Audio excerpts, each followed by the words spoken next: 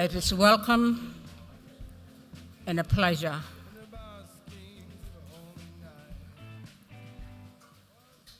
from the elders within the Yotindi board.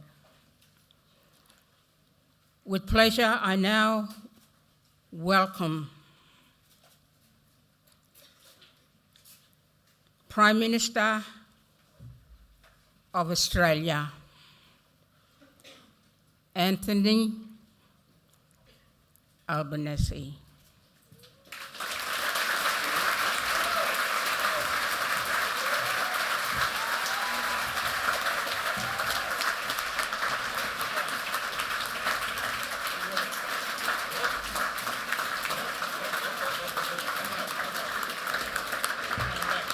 Back.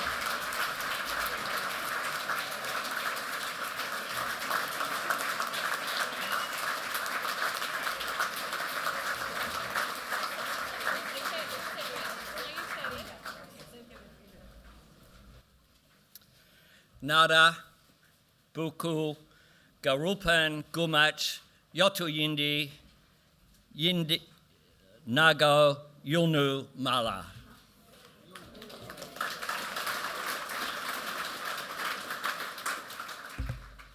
I acknowledge the people of the Yolnu Nation. I recognise all the elders, leaders and families who have made great contributions to our nation. In particular, I acknowledge the Gumaj clan, whose lands we are meeting on today. Last night's Bungal was a deeply moving moment for me. It was an honour to bear witness to dance and song and story and tradition, tracing back some 60,000 years. As the breeze came across me, your ancestors' presence in these lands and waters makes real your 60,000 years and more custodianship of this land. And I was also grateful for the chance to meet again with Galloway and share in his wisdom, to talk about the opportunities and the challenges in this very special part of Australia. Friends, I am delighted to be back at Garma for my 4th visit, and I am delighted that Garma is back. Here, on what is, was, and always will be Aboriginal land,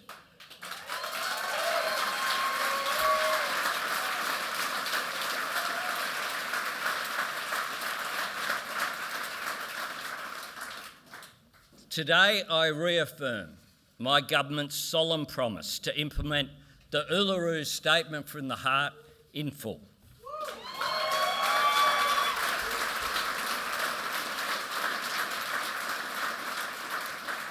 I'm joined by my colleagues, Linda Burney, the Minister for Indigenous Affairs,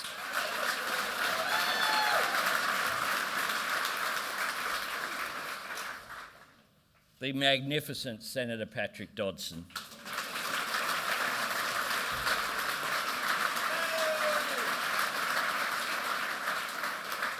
he'll keep me on track, don't worry about that, Special Envoy for Reconciliation and the implementation of the Uluru Statement from the Heart, Senator Malarndirri McCarthy, the Assistant Minister for Indigenous Australians and Indigenous Health,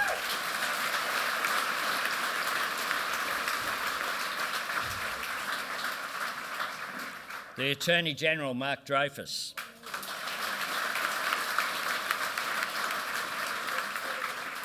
Luke Gosling, the Member for Solomon, the Northern Territory's Chief Minister Natasha Files,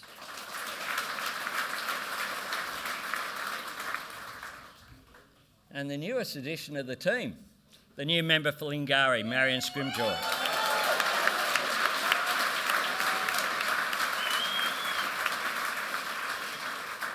And in the spirit of cooperation, which is so necessary, can I acknowledge the Shadow Minister for Indigenous Affairs and the Shadow Attorney-General, Julian Leeser.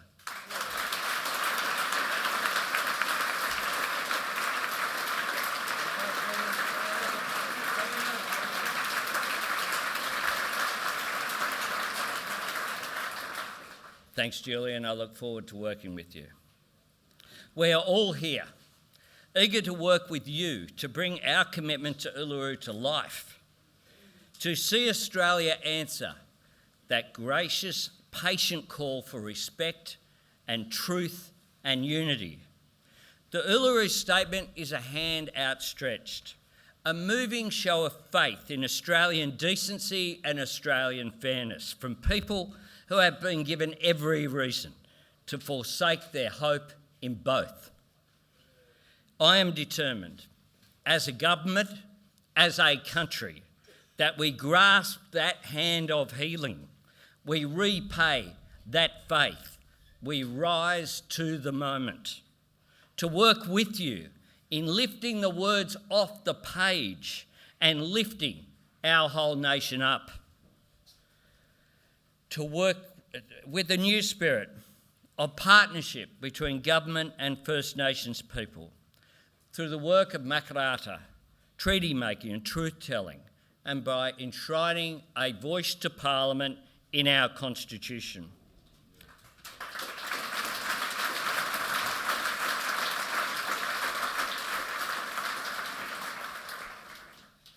We approach these tasks and the work of constitutional change with humility and with hope. Humility because over 200 years of broken promises and betrayals, failures and false starts demands nothing less.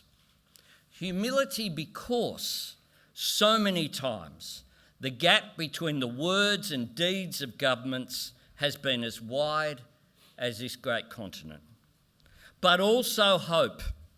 Hope in your abilities as advocates and campaigners, as champions for this cause. And hope because I believe the tide is running our way. I believe the momentum is with us as never before.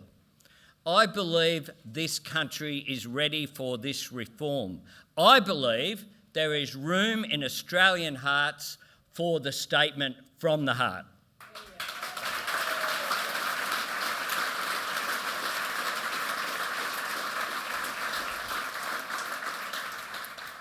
We are seeking a momentous change, but it is also a very simple one. It's not a matter of special treatment or preferential power. It's about consulting Aboriginal and Torres Strait Islander peoples on the decisions that affect you. Nothing more, but nothing less. This is simple courtesy. It is common decency. It recognises the centuries-old failure that my dear friend Paul Keating spoke of at Redfern. The failure to ask the most basic human question: how would I feel if this were done to me? And along with common courtesy, it is common sense. Respect works. When a government listens to people with experience, with earned knowledge of kinship and country and culture and community, when we trust in the values of self-determination and empowerment, then the policies and programs are always more effective. We see it with justice reinvestment, Indigenous ranges, respecting homelands, and the National Partnership Agreement process driven by the Coalition of Peaks and the remarkable Pat Turner. There are success stories out there, but we know they are not universal. Enshrining a voice in the Constitution gives the principles of respect and consultation strength and status. Writing the voice into the Constitution means a willingness to listen won't depend on who is in government or who is Prime Minister. The voice will exist and endure outside of the ups and downs of election cycles and the weakness of short-term politics.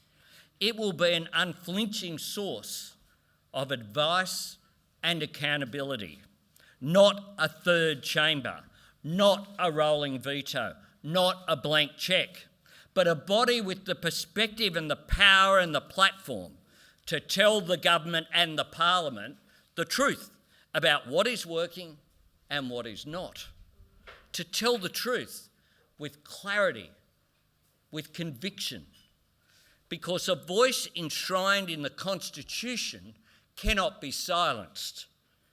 Friends, I believe the best way to seize the momentum is by settling as soon as possible on the referendum question that will be put to the people of Australia.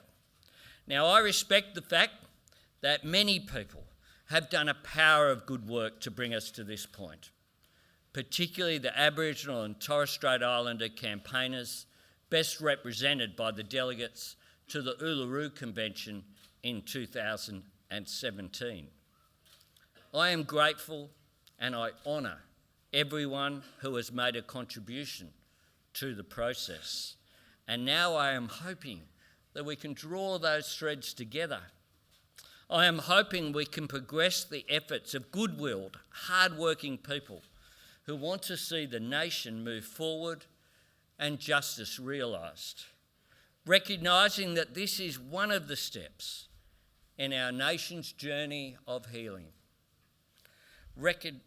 Our starting point is a recommendation to add 3 sentences to the Constitution in recognition of Aboriginal and Torres Strait Islanders as the first peoples of Australia. 1, there shall be a body to be called the Aboriginal and Torres Strait Islander Voice.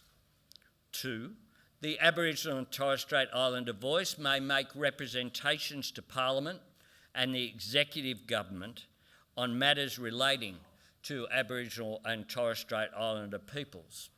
And 3, the Parliament shall, subject to this Constitution, have power to make laws with respect to the composition, functions, powers and procedures of the Aboriginal and Torres Strait Islander Voice. These draft provisions can be seen as the next step in the discussion about constitutional change. This may not be the final form of words, but I think it is how we can get to a final form of words. In the same way, alongside these provisions, I would like us to present the Australian people with the clearest possible referendum question. We should consider asking our fellow Australians something as simple but something as clear as this. Do you support an alteration to the Constitution that establishes an Aboriginal and Torres Strait Islander voice? A straightforward proposition, a simple principle, a question from the heart. We can use this question and the provisions as the basis for further consultation, not as a final decision, but as the basis for dialogue, something to give the conversation shape and form. I ask all Australians of goodwill to engage on this. Respectfully, purposefully, we are seeking to secure support for the question and the associated provisions in time for a successful referendum in this term of Parliament.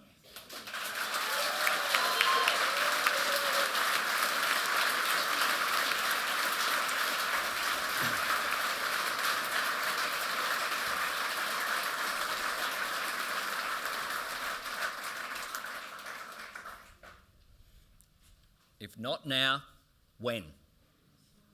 If not now, when? Back in 1967, not a single member of the House of Representatives or the Senate voted against the referendum provisions. In the same spirit, I hope that the opposition and the crossbench will support the proposal, join the campaign for a yes vote, and bring their supporters to the cause.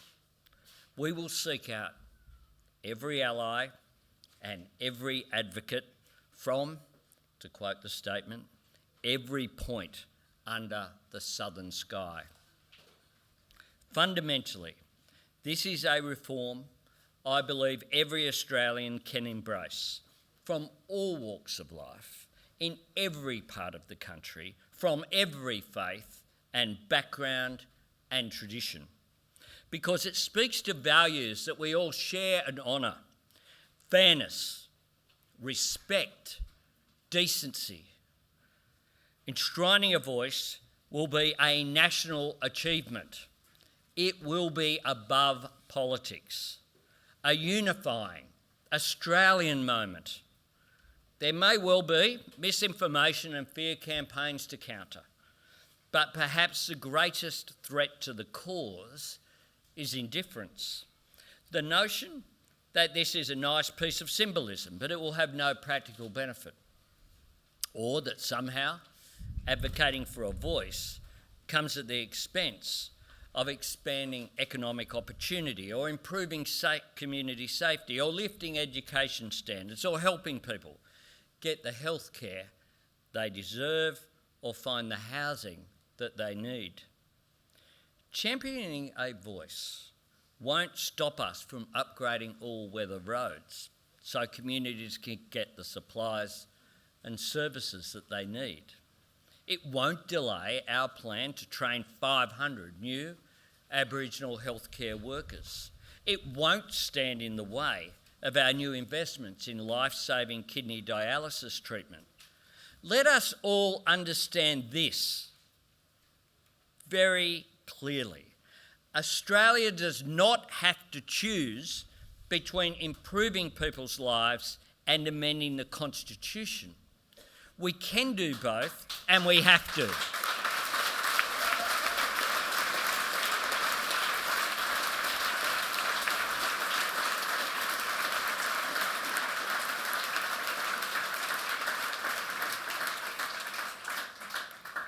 And I say this very clearly, because 121 years of Commonwealth governments in Canberra arrogantly believing they know enough to impose their own solutions on Aboriginal people have brought us to this point. This torment of powerlessness, a life expectancy gap of 20 years, some of the worst incarceration rates in the world, a broken system that burns billions of dollars and delivers precious little for the people who are supposed to be able to trust in it. And if governments simply continue to do the same thing and insist they know better, then things will get worse. Friends, in my lifetime there has been an extraordinary and joyous change in the way that Australians from all walks of life have embraced the privilege that we have to share this island continent with the world's oldest continuous culture. We have cast aside the discriminatory fiction of terra nullius and offered a national apology to the stolen generations.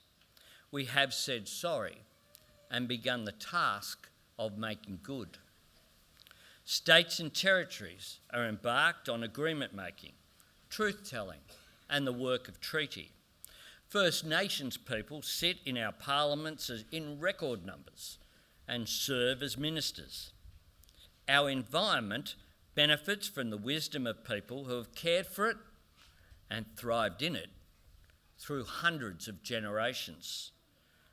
The cult of forgetfulness, the great Australian silence that dishonoured our history, has been broken by a chorus of song and language and art and sport and celebration.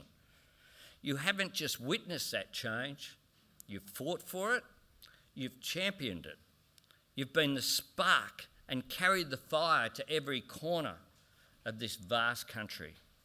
And I believe Australians, as fair-minded people, recognise that if we want to share in the riches of 60,000 years of history and tradition, then we also share in the responsibility for helping First Nations people build and own a better future.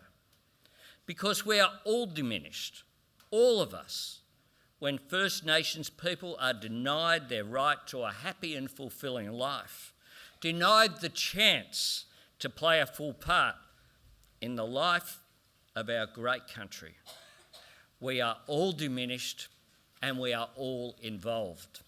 And soon, all of us, every one of us, will have the chance to exercise our democratic right and our basic human responsibility to vote for something better, to have a sense of ownership over the change that this country so desperately needs.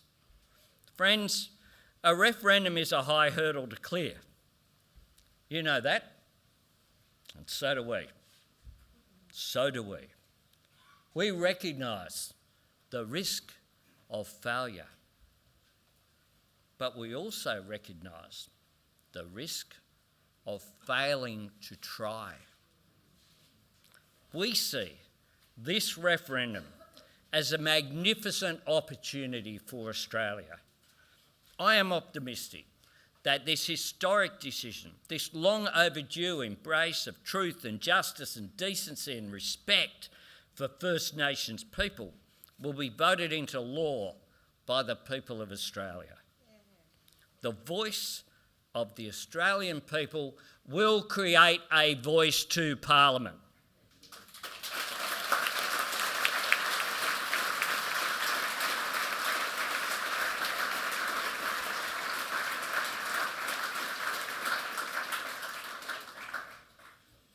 All Australians have a chance to own this change, to be proud of it, to be counted and heard on the right side of history, to vote the unique Australian gift of the wisdom of the world's oldest continuous civilisation into the constitution of our nation, into our birth certificate. My optimism for the success of this referendum derives from my optimistic view of the Australian character. And I am hopeful in years to come, when we gather here at Garma, we will be able to measure that success, not just by the number of people who vote for a voice, but by the lives that the voice helps to change. The communities it empowers, the opportunities it creates, the justice it delivers, the security it will bring to First Nations people around our country. I am determined for us to succeed in this great project, and working together with humility, with hope, I am absolutely sure that we can. Thank you very much.